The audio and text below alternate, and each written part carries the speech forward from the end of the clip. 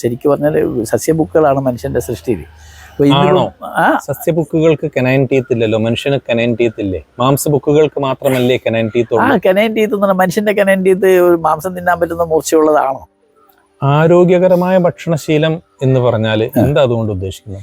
ഏറ്റവും പ്രധാന പ്രകൃതി നിയമം അനുസരിച്ചുള്ള ഭക്ഷണം.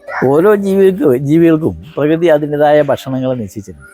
അത് എല്ലാ ജീവജാലങ്ങൾക്കും അതിൻ്റെ നൈസർഗിക വാസന കൊണ്ടായി തിരിച്ചറിയാം. മനുഷ്യന് മാത്രമേ കഴിവില്ലാതുള്ളൂ. കഴിവില്ലാന്ന് പറഞ്ഞാൽ അവന് ഒരു 10 വയസ്സാകുമ്പോഴത്തേക്ക് അവൻ്റെ നൈസർഗിക വാസനകളെല്ലാം തല്ലിക്കെടുത്തിട്ടുള്ളത്. കാരണം എൻ്റെ അച്ഛനും അമ്മയും അല്ലെങ്കിൽ അവർ കൊടുത്ത് ശീലിപ്പിക്കുന്ന ഭക്ഷണം അല്ലെങ്കിൽ ആരോഗ്യദായകമാണെന്ന് അവർ വിശ്വസിക്കുന്ന ഭക്ഷണം ആണ് കൊടുത്ത് ശീലിപ്പിച്ചിട്ടുള്ളത്.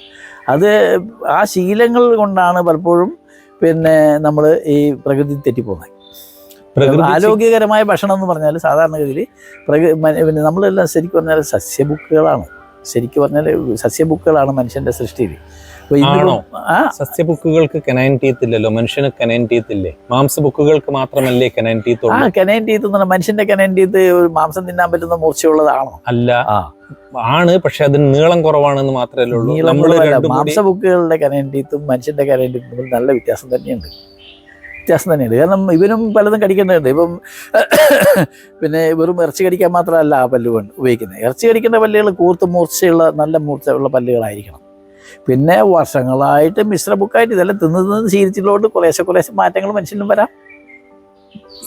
ഒരുപാട് കാലം പോലത്തെ ശീലങ്ങൾ കൊണ്ട് നമ്മളിലും ചെറിയ തേയ്മാനങ്ങളും മാറ്റങ്ങളും ഒക്കെ ഉണ്ടാവില്ലേ? അതുകൊണ്ടാകാതിരിക്കാം.